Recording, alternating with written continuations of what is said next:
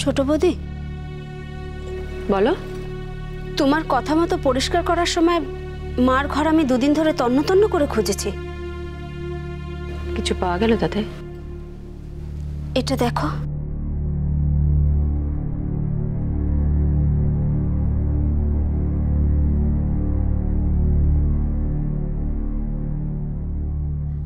মার আলমারির নিচে এটা পড়েছিল, আর ঝাড় দিতে গিয়ে বেরিয়েছে। এটা কার গো ছোট বৌদি? বলছে আংটিটা কার? জানি না। তুমি যাও এখন, আর এই প্রসঙ্গে কাউকে কিছু বলার দরকার নেই এখন। ঠিক আছে।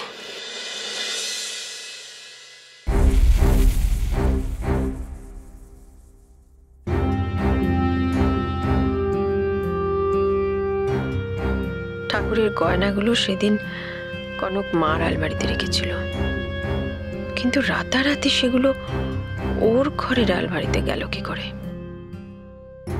জানো ইন্দু, কালকে রাত্রিরে না খুব মাথার যন্ত্রণা শুরু হয়েছে। মাঝরাতে একেবারে ছটফট করছি, ঘুমোতে পারছি না। সেই সময় দিদিভাই এসে বলে কি, রাঙামা খুব কষ্ট হচ্ছে, মাথা টিপে দেবো। তবে কি অলি কোনোভাবে? না না না, অসম্ভব, এত সাহস অলির হবে না। কিন্তু কেউ যদি ওকে বুদ্ধি দেয় তাহলে? ইন্দু,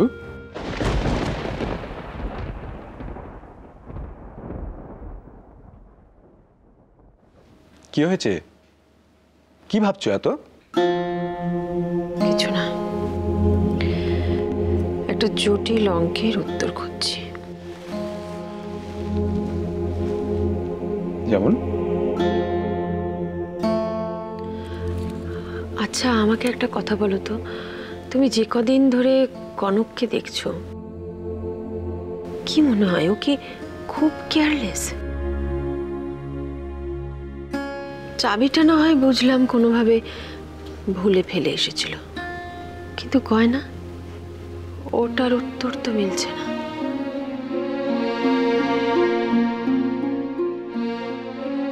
ইন্দু, তুমি তো জানো যে আমি অঙ্কে বরাবরই কাঁচা, আর জীবনের জটিল তত্ত্ব অত বুঝি না। তবে একটা কথা আমি খুব ভালো বুঝি ইন্দু, আমাদের কনক বড্ড ভালো মেয়ে, আর খুব সরল।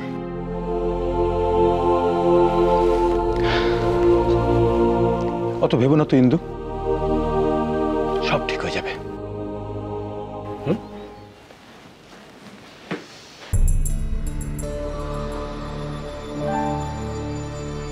আর সেই জন্যই ওকে বোকা বানানোটা অত্যন্ত সহজ, কিন্তু তাতে লাভটা কার?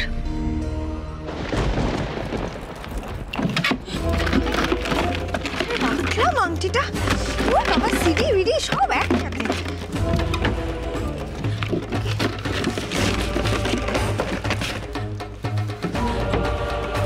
রাখলাম আমি আংটিটা, কি অদ্ভুত।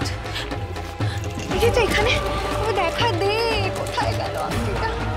উফ, এই ঘরেই পড়েছিল তো। ওর বাবা, ভাল লাগে না। ঝিলমিল মারা গেছে, ঝিলমিল। ও তুমি? হ্যাঁ বলো, কি বলবে? তোমাকে একটা বড় সড়ো থ্যাঙ্কস দেওয়ার আছে। তুমি সত্যি আমার ভালো চাও। বাবা, সেটা তুমি এতদিনে বুঝলে? না গো, এই স্টেপটা নেওয়ার জন্য আমার একটা মেন্টাল সাপোর্ট দরকার ছিল। Thank you so much. জানো, রাহুল খুব খুশি হয়েছে টাকাগুলো পেয়ে। ও বলেছে যত তাড়াতাড়ি সম্ভব ও বিজনেসটা স্টার্ট করবে। ব্যাস, তারপর সব বদলে যাবে। মন যা বলছে তাই করছি, ভালো মন্দ কিচ্ছু ভাবছি না। সব রাহুলের জন্য। ভাবো তো আমি রাহুলকে।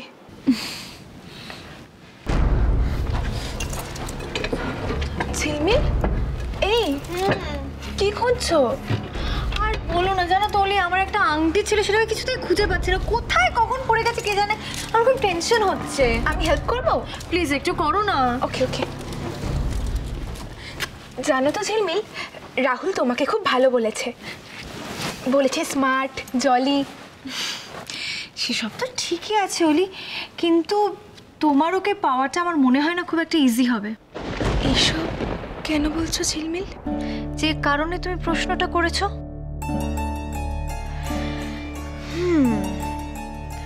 তোমাদের দুজনের ব্যাপারটা এগোনোর জন্য আমার রাহুলের ওই বোন তিস্তা, ওর সাথে দেখা করাটা খুব জরুরি অলি। তিস্তা? কেন? কেন নয়, সাত্তকীর সাথে ওর বহু দিনের একটা রিলেশনশিপ ছিল, আর যদি কাবাব মে হাড্ডি কেউ হয়ে থাকে সেটা কনক। যদি কেউ সরে তাহলে কনকই সরবে।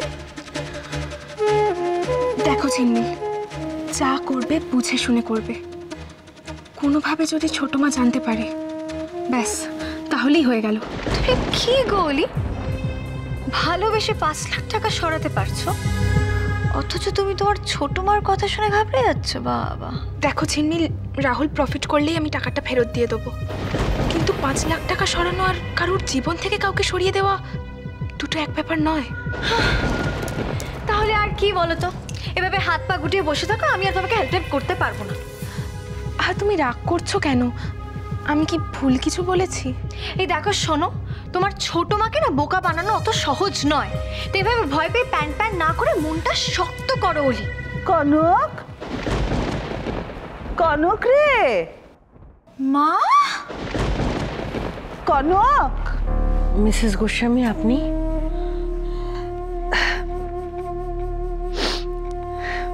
মেয়েটার চিন্তায় সারা রাত 2 চোখের পাতা এক করতে পারলাম না বেয়ান। সূর্য উঠতে না উঠতে সোজা গঙ্গায় গিয়ে শীতের তোয়াক্কা না করে জলে 3 ডুব দিয়েছি।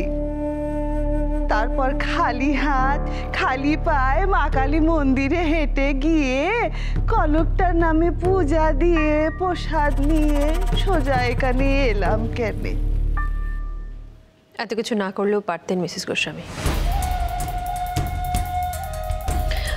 আমাদের বাড়িতে দিনে 2 বার পুজো হয়, আপনি জানেন সেটা। কাজে এসবের কোনো দরকার ছিল না। আসলে মায়ের মন তো তাই হয়তো। কিন্তু ওনার মন যদি এরকম মাঝে মধ্যে কিছু না কিছু বলতে থাকে দিদি ভাই, তাহলে তো মুশকিল। ওনাকে তো বুঝতে হবে উনি কি চান। আপনি এভাবে কেন বলছেন বিয়ান? বলতে চাই না মিসেস গোস্বামী, কিন্তু আপনি বাধ্য করেন। এই তো কাল আমাদের বাড়ির প্রত্যেকটি মানুষকে আপনি জেলে পাঠাচ্ছিলেন, আর রাত পথে সব বদলে গেল। দেখুন মিসেস গোস্বামী, হিসেব মতন আপনার কিন্তু আমাদের এই বাড়িতে আসারই কথা নয়। হ্যাঁ, এর মধ্যে নানান ওকেশনে আমরা আপনাকে ডেকেছি, কিন্তু আপনি যদি সেটাকে অভ্যেস বানিয়ে ফেলেন তাহলে মুশকিল।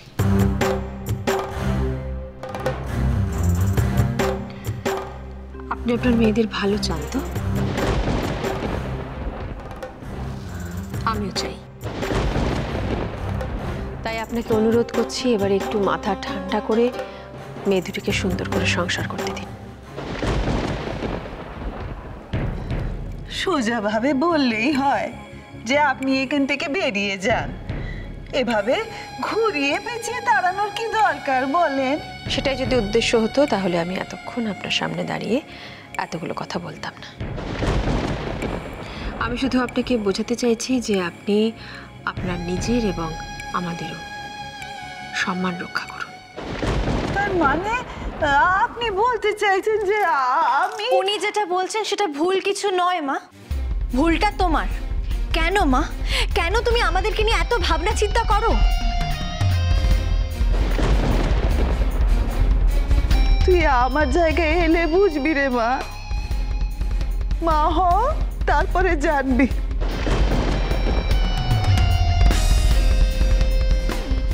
উনি খুব কষ্ট পেয়েছেন রে ছোট। একে তুই এরকম বললি, তার উপর ওনার নিজের মেয়ে এসে ওনাকে একটু বসতে বললে হয় না? না না, আমি বসবো না বেয়ান। আর কোনোদিন আসবো না। শুধু আমার একটা অনুরোধ আপনাকে রাখতে হবে।